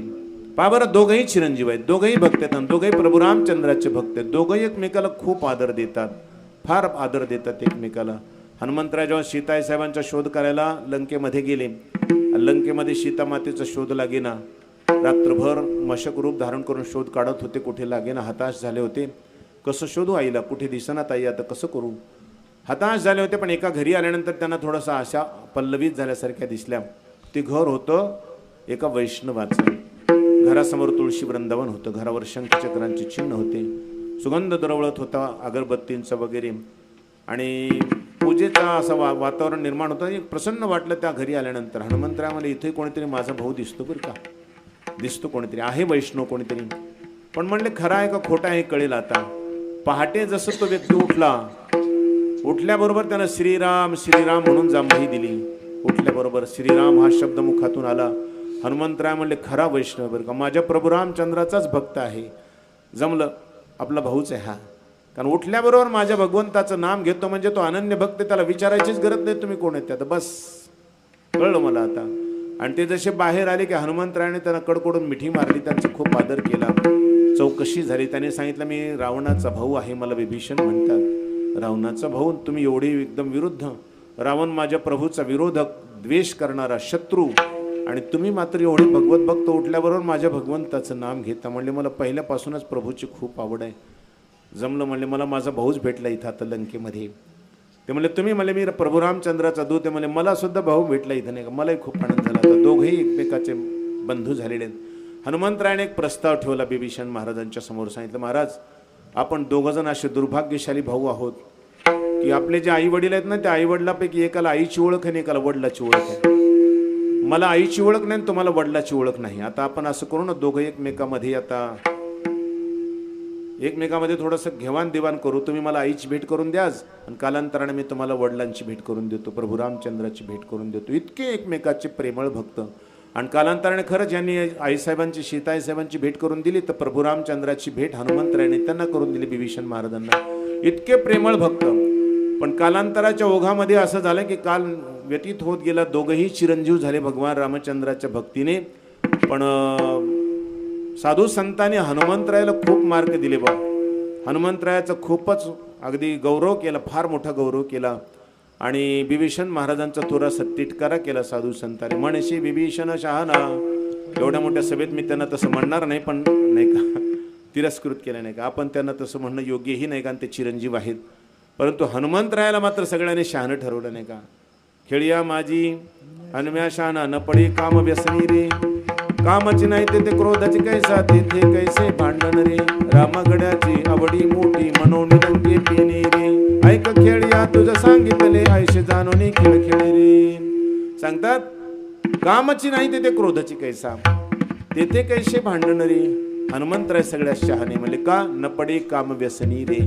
कामच त्यांच्या ठिकाणी नव्हता. आणि ही जी निष्कामता भगवंताने दिली, प्रभू रामचंद्राने त्याला दिली, हनुमंतरायांना दिली, याच्यातूनच काय झाले की आपल्या भक्ताची भगवंताने शोभा वाढवली. कोण देते निष्कामता देवावीण भक्ता, कोण देते निष्कामता. आणि म्हणून आज आपण पाहतो विभीषण महाराजाचं मंदिर आपल्या ऐकण्यात जवळपास कुठं भारतामध्ये सुद्धा मला वाटत नाही कुठं आहे, नाही का. जिथपर्यंत समजा तीर्थयात्रेला गेलो फिरलो, पण तिथं कुठं काय विभीषण महाराजाचं मंदिर कुठं दिसलं नाही, नाही का. पण हनुमंतरायाचं मंदिर दिसलं नाही असं गावच नाही, नाही का. देश नाही, गावच नाही का. कोणत्याही गावात कोणत्याही गल्ली गल्ली जाते. प्रत्येक गावामध्ये एक नवीन नगर झाले की त्या नगरामध्ये एक नवीन हनुमंतरायाचं मंदिर आणि सुंदर सुंदर मंदिर. पुन्हा आता पहा ना आपल्या इथं केवढं मोठं मंदिर आहे, नाही का. त्या मंदिराला तोड नाही आपल्या परिसरामध्ये, नाही का, पंचक्रोशीत कुठे. तर सांगायचं तात्पर्य असं एवढी जी सुंदर सुंदर मंदिरं आहेत ते का हनुमंतराय निष्काम आहेत. आणि ही निष्कामता कोणी दिली, भगवंतानं दिली. म्हणून देवावीन भक्त कोण देते निष्कामता. आपल्याला जर निष्काम व्हायचं असेल तर भगवंताच्या कृपेशिवाय होता येणं शक्य नाही. निष्काम झाला तर त्रिभुवनातला एक महान व्यक्ती ठरला. त्रिभुवनातला इंद्रादिक देव सुद्धा अशा व्यक्तीचा बहुमान करतात. ज्ञानोबराय तुकोबराय यांना पाहिले की इंद्रादिक देव सुद्धा अत्यंत श्रद्धेनं हात जोडतात. हनुमंतरायाला पाहिले की इंद्रादिक देवाचे सुद्धा श्रद्धेने हाताशी जुळल्या जातात, नतमस्तक होतात ते त्यांच्या पुढे.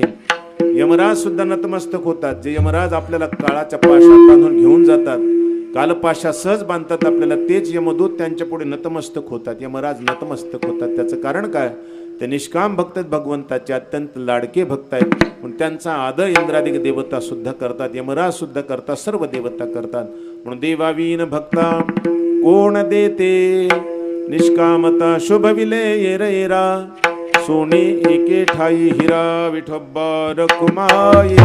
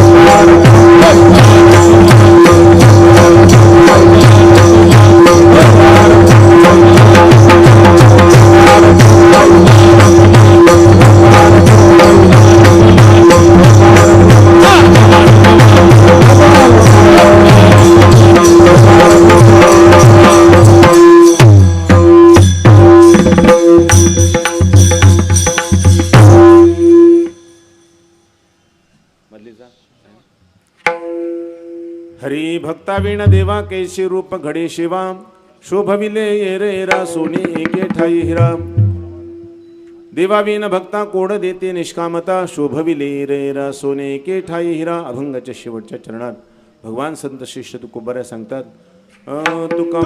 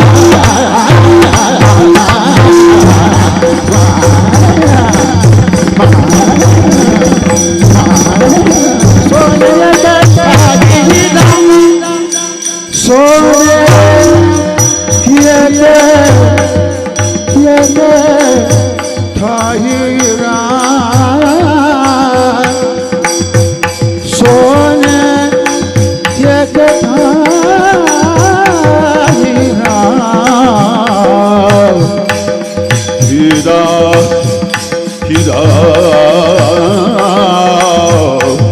मा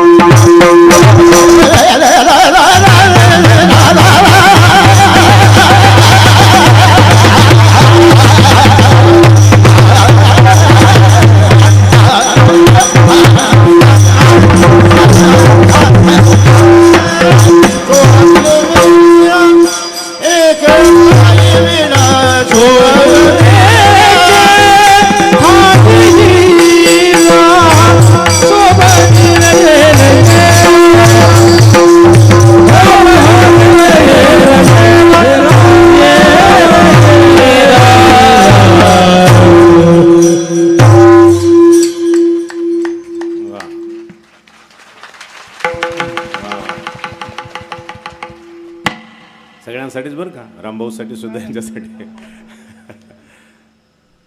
हां, सेवा समाप्त होत आलेली, फक्त शेवटच्या चरणाचा थोडक्यात विचार करायचा आपल्याला. भगवान संत श्रेष्ठ तुकोबऱ्या सांगतात, तुका म्हणे बाळ माता जैसे स्नेहजाळ. माता आणि बाळ यांच्यामध्ये जसं स्नेहाचं म्हणजे प्रेमाचं जाळं जे विणलेलं असतं, प्रेमाचं जाळं असं काही गुरफटलेलं असतं की मातेविना बाळ राहू शकत नाही, बाळाविना माता राहू शकत नाही. दोघंही परस्परात इतके प्रेमानं गुंतलेले असतात. पण बाळ माता हा शब्दच वापरला बरं का. तुका म्हणे पुत्र माता जैसे स्नेहजाळ नाही म्हटले, नाही तर लग्न झाल्यावर पुत्रच असतो. आईला बाळावर तेवढंच प्रेम असतं जेवढं लहानपणी असतं, पण पुत्राला मात्र एकदा लग्न झालं की आईविषयी तेवढं प्रेम नसतं नाही का, ते प्रेम संपलेलं असतं. म्हणून ते नाही, बाळ अवस्थेमध्ये तुका म्हणे बाळ माता जैसे स्नेहजाळ शब्द तुकोबरे फार जपून वापरतात नाही का. बाळ माता म्हणतात. मग बाळाचं आईवर जसं अतोनात प्रेम आणि आईचं जसं बाळावर अतोनात प्रेम. बाळाला आईशिवाय दुसरं कोणीच आवडत नाही, त्याला फक्त एक आईच माहीत असते. आमच्या साधू संतांना सुद्धा तसंच असतं. तुझी आन वाही नगा दिवराया बहु आवडशी जीवा पासोनिया कानडिया विठोबा कानडिया बहु आवडशी जीवा पासोनिया. देवा तो जीवापेक्षा जास्त आवडतो, जीवापेक्षा जास्त. तुकोबरा सुद्धा सांगता सर्व संगी विटाला तू एकला आवडशी. फक्त एक परमात्माच परमात्मा आवडतो. भक्तांना आवड फक्त देवाची. जसं बाळाला आवड फक्त आईची असते, तसं भक्ताला आवड फक्त देवाची. त्याला फक्त आई लागते, दुसरं काही घेत नाही का. हा आई जवळ असेल तर दुसरं चालतं, पण आई जर नसेल ना तर दुसरं काही चालत नाही. मुरारी बापून एक प्रसंग सांगितला होता. एक मोठी यात्रा होती, त्या यात्रेमध्ये एक बाईसुद्धा यात्रेला आली. तिला यात्रेला जायचं नव्हतं, कारण थोड्या दिवसापूर्वी तिचे पती वारलेले होते. पण तिच्या मुलाने खूपच हट्ट घेतला. एकुलता एक मुलगा होता, खूप हट्ट घेतला. आई चल ना, चल ना यात्रेला, सगळे माझे मित्र गेले, तू सुद्धा चल ना. तिला बिचारीला नाविलाज होता, परिस्थिती बिकट होती, तरी पण तिने इकडून तिकडून पैसे करून कसं तरी बाळाला घेतला आणि यात्रेला आली. यात्रेत आल्यानंतर तिकिटाला काही पैसे खर्च झाले, परत येण्याच्या तिकिटाचे पैसे शिल्लक ठेवून यात्रेमध्ये ज्या नाना प्रकारच्या वस्तू असतात त्यातले काही खेळणे, काही खाऊ, काही त्या बाळाला घेऊन दिलं. पण पुढे गेल्यानंतर त्या बाळाने एका दुकानावर चांगला मोठं एक खेळणं पाहिलं, असं सुंदर. आई मला ते पाहिजे. आईनं सांगितलं बाळा चल लवकर, आपल्याला नाही घ्यायला जमत ते, आपल्याजवळ पैसे नाही. आई मला ते पाहिजे. रडायला लागलं ते जोरजोरात. अगोदर तर मी काही मागणार नाही म्हटलं होतं घरी, पण तिथं आल्यानंतर मात्र तो हट्ट करायला रडायला लागला. आईनं विचार केला तर काय करू ह्याला, अगदी लोळायला लागला तो खूप जोरजोरात ओरडत. इतक्या मोठ्या बाजारात आता काय करू, सगळ्या लोकांच्या देखत तो रडत आहे. आईला आपल्या दारिद्र्याचं खूप खूप दुःख वाटलं तिला. ते म्हटले जर मी दरिद्री नसते तर माझ्या बाळाची इच्छा मी पूर्ण केली असती, पण करू काय आता. तिला रडायला आलं. त्या बाळाला खूप समजूत घातली, पण ते काय ऐकत नव्हतं. पाठीमागे एक श्रीमंत माणूस होता. त्यानं विचार केला आपण या बाळाला 30 रुपयाची वस्तू घेऊन द्यावी. ती आईजवळ तर काय नव्हतं, आईजवळ फक्त 7-8 रुपये होते आणि वस्तू 30 रुपयाची होती. आई काही त्याला घेऊन देऊ शकत नव्हती. श्रीमंत माणसानं विचार केला लेकरू कोणाचे असो, आपलं काय ते काय, बिचारी बाई घेऊन देऊ शकत नाही, त्या बाळाचा हट्ट आहे तर आपण द्यावं घेऊन. पण पुन्हा मनामध्ये विचार आला, यात्रेमध्ये ओळख नाही पाळख नाही, आपण जर ती वस्तू घेऊन द्यावी तर त्या बाईला काही वेगळंच मनामध्ये वाटेल. कदाचित ती म्हणेल असं ओळख नाही पाळख नाही, माझ्या बाळाला तर घेऊन जाणार नाही, असे वस्तूचं लालूच दाखवून. यात्रेमध्ये बरेचसे लफंगे असतात असं मला ती सामान्य समजेल नाही का, कदाचित एखादा दुष्ट समजेल. मग आता द्यावं तिकडून पंचायत, नाही द्यावं तर मनामध्ये सारखं यायला, अरे गरीबाचा मुलगा आहे द्यायला पाहिजे. पण तो त्या द्विधेमध्ये फसलेला, तो काही करत नाही काम. पुढं गेले कसं तरी आईनं त्याला रडत रडत तसंच घेतलं. पुढं गेलं की पुढं आणखीन तो रडायला लागला. ती वस्तू पाहिली की दुसऱ्या दुकानावर तीच वस्तू पाहिली की रडायला लागला. आईला नाविलाज होता. शेवटी त्या आईनं कसं तरी समजावलं आणि पुढे गेली. यात्रेमध्ये देवाच्या दर्शनाला जायचं होतं. असं चौक होता, इकडून तिकडून गर्दी झाली चौकामध्ये, आणि त्या गर्दीमध्ये ही बाळाला घेऊन कशी बशी पुढं जाण्याचा प्रयत्न करत होती. चौक पार करून पुढं जायचं होतं, पण धक्काबुक्कीमध्ये तिच्या हातून बाळ सुटला. बाळा बाळा म्हणेपर्यंत बाळ गेला एकीकडे, आई गेली दुसरीकडे. आता मात्र ते बाळ रडायला लागलं सारखं. आईसुद्धा रडते, इकडं माझ्या बाळाला कोणीतरी भेटून द्या, माझा एकुलता एक बाळ हो, पती गेले माझे, माझं बाळसुद्धा गेलं, मला कोणीतरी सापडून द्या माझं बाळ, मी त्याच्या विना राहू शकत नाही. बाळसुद्धा सारखं रडतं, आई आई करून जोरजोरात रडतं, माझी आई पाहिजे मला. तेवढ्यात हा जो श्रीमंत व्यक्ती होता ना, योगायोगानं त्या बाळाच्या पाठीमागे गेला होता. त्या बाळाच्या पाठीमागे गेल्यानंतर त्यानं पाहिलं हा बाळ रडत आहे. म्हणजे हा मागाशी तो खेळण्यासाठी रडणाराच बाळ आहे. ह्यानं त्याला आता प्रेमानं जवळ घेतलं. त्याच्यावर संकट आलं होतं, आई विसरली होती त्याची. त्याला प्रेमानं जवळ घेतलं, सांगितलं बाळा तुला काय पाहिजे. म्हणजे बाबा माझी आई हरवली हो, मला माझी आई सापडून द्या. म्हणजे बाळा तुझी आईसुद्धा सापडेल, काय हरकत नाही, पण मगाशी तू त्या वस्तूसाठी रडत होतास ना, ते खेळणं तुला पाहिजे होतं ना, चल ते खेळणं घेऊन देतो, तुला काय खाऊ पाहिजे तो घेऊन देतो, आणि नंतर तुझी आईसुद्धा तुला भेटून देतो, काळजी करू नको चल. तेव्हाच तो मुलगा रडायला लागला. म्हणजे बाबा मला आता खेळणं नाही पाहिजे. म्हणजे मगाशी रडू लागलास ना खेळण्यासाठी. म्हणजे मगाशी खेळणं पाहिजे होतं, पण आई जवळ होती म्हणून खेळणं पाहिजे होतं. आता मला खेळणं नको बाबा, माझी आई मला द्या, मला आई द्या फक्त, मला दुसरं काही नको, मला फक्त माझी आई पाहिजे, मला दुसरं काही नको. आता बरं त्या बाळाला आता दुसरं काही नाही पाहिजे, काय पाहिजे फक्त आई पाहिजे, त्याला दुसरं कोणी नाही पाहिजे. तसं आमच्या भक्तांना फक्त देव पाहिजे, दुसरं काही नाही पाहिजे, नाही का. देवाशिवाय त्यांना कशाचीच आवश्यकता नाही, देव सोडून बाकीचं काही लागत नाही, नाही का. बस परमात्मा म्हणजे परमात्मा. आणि एक दुसरी मज नाही आता नेमिले या चित्ता पासून या पांडुरंग ध्यानी पांडुरंग मणी जागृती स्वप्नी पांडुरंग. मग जसं भक्ताला बाळाला जशी आईच आवडते तसं भक्ताला सुद्धा देवच आवडतो, देवाला सुद्धा भक्तच आवडतात बरं का. आई जशी आपल्या बाळाच्या नेहमी संगतीत राहते, बाळाला सोडून तिला राहणं जराशी करमत नाही तिला बाळाला सोडून, तसं आमच्या भगवंताला सुद्धा वैकुंठात करमत नाही. नावडी वैकुंठ शेषाचे शयन वैष्णव सदन आवडले.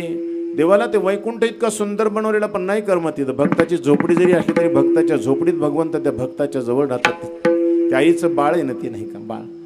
बाळ जिथं असेल तिथं आई असते, आणि त्या बाळासाठी किती कष्ट घेते. जशी आई बाळाची सगळी कामं करते तशी आमचे परमात्मा सुद्धा भक्त समागमी सर्व भावी हरी सर्व कामे करी न सांगता. जशी आई सुद्धा बाळाची सर्व कामं न सांगता करते तसे परमात्मा सुद्धा आपल्या भक्तांची कामं न सांगता करतात. आणि म्हणून म्हणायचं तुका म्हणे बाळ माता जैसे स्नेह जाळ. बाळ आणि मातेमध्ये जसं स्नेहाचं प्रेमाचं जाळं विणलेलं असतं अगदी तसंच ह्यांचं जाळं विणलेलं आहे. असं या दोन्ही देवभक्तांचं गोड अशा प्रकारचं चरित्र आहे. सेवा संपत आलेली आहे. जाता जाता आपण एक लक्षात ठेवायचं की आपलं आयुष्य फार थोडंसं आहे. आपलं गेलेलं आयुष्य आपल्याला सांगता येते किती गेलं ते, पण उरले किती मात्र सांगता येत नाही. मला विचारलं महाराज तुमचं किती वय आहे, तर मला सांगता येईल पटकन, नाही का. 57-58 वर्ष आहे समजा. आणि उरले किती महाराज, मी तुम्हाला विचारलं तुमचं किती उरले सांगा, नाही का. कोणाला सांगता येते का. उरलं किती माहीत नाही, गेलं एवढं माहीत आहे, शिल्लक किती आपल्याला माहीत नाही. पण शिल्लक जे राहिलं असेल ते मात्र आता भगवंताला समर्पित करायचं, कारण आयुष्य फार थोडंसं आहे. चाललंय ना, उरलेलं सुद्धा आयुष्य क्षणाक्षणाला चाललेलं आहे. गेलं ते गेलंच, नाही का. आणि आता उरलेलं सुद्धा आयुष्य चाललेले क्षणाक्षणाला तेही एके दिवशी निघून जाईल, आपल्याला पुन्हा हाती काही राहणार नाही, यासाठी सावध व्हायचं आहे. एक हिंदी भजन म्हणून दाखवतो शेवटी आणि शिवा समाप्त करतो. आयुष्य चालले क्षणाक्षणाला याच्यासाठी सांगतो, म्हणून सावध झालं पाहिजे. चली जा रही है उम्र धीरे धीरे, चली जा रही है उम्र धीरे धीरे, चली जा रही है उम्र धीरे धीरे. सुबह शाम और दोपहर धीरे धीरे, सुबह शाम और दोपहर धीरे धीरे, चली जा रही है उम्र धीरे धीरे, चली जा रही है उम्र धीरे धीरे. लड़कपन भी बीता जवानी भी बीती, लड़कपन भी बीता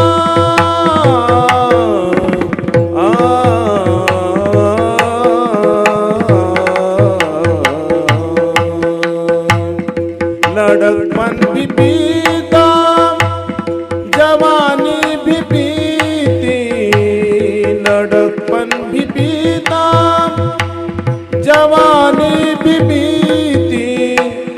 बुढ़ापे का होगा असर धीरे धीरे, चले जा रही है उम्र धीरे धीरे, चले जा रही है उम्र धीरे धीरे. बुढापे का होगा असर धीरे धीरे. बुढापा म्हणजे काय? म्हातारपण. त्याचा काय प्रभाव दिसतो? दात पडून जातात, केश पांढरे शुभ्र होतात, कंबर वाकायला लागते, हे सांगतात. गिरे दात तेरे हुए केश उजले, गिरे दात तेरे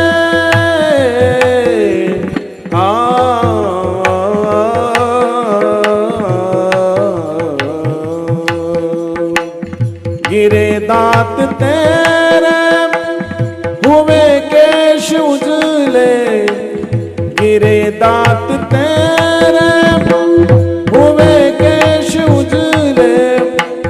झुकी जा रही है कमर धीरे धीरे, चले जा रही है उम्र धीरे धीरे, चले जा रही है उम्र धीरे धीरे. अगर चाहते हो कल्याण अपना, अगर चाहते हो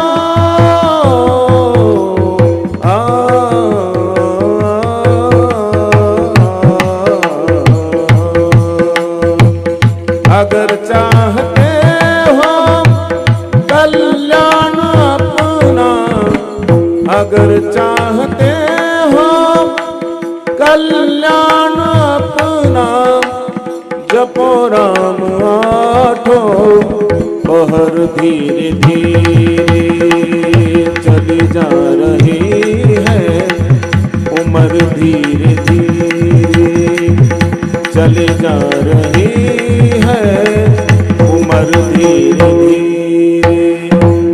धीरे, धीरे धीरे धीरे धीरे. चाललेलं आयुष्य क्षणाक्षणाला आपण त्या जाणाऱ्या आयुष्याच्या सोबत बदलावं, भगवंताच्या भक्तीच्या मार्गाला लागावं, आपलं जीवन धन्य करावं.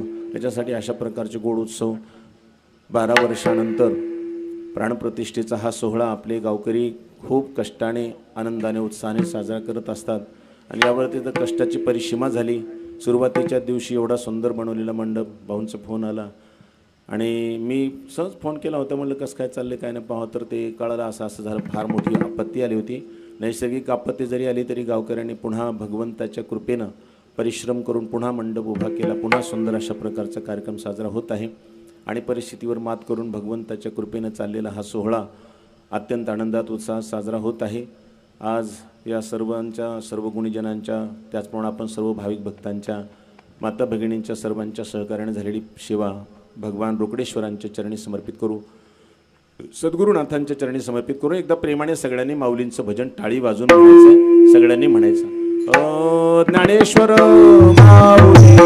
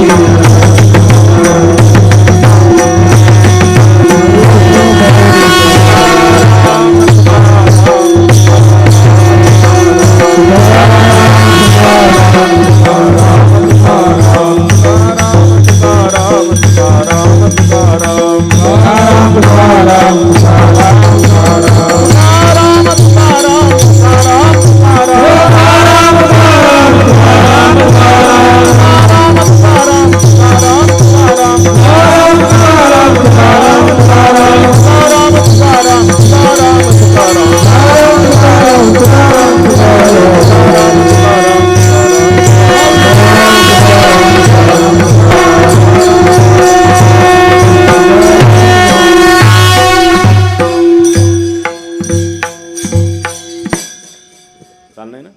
जय विठ्ठल. विठ्ठल जय जय विठ्ठल. जय विठ्ठल जय जय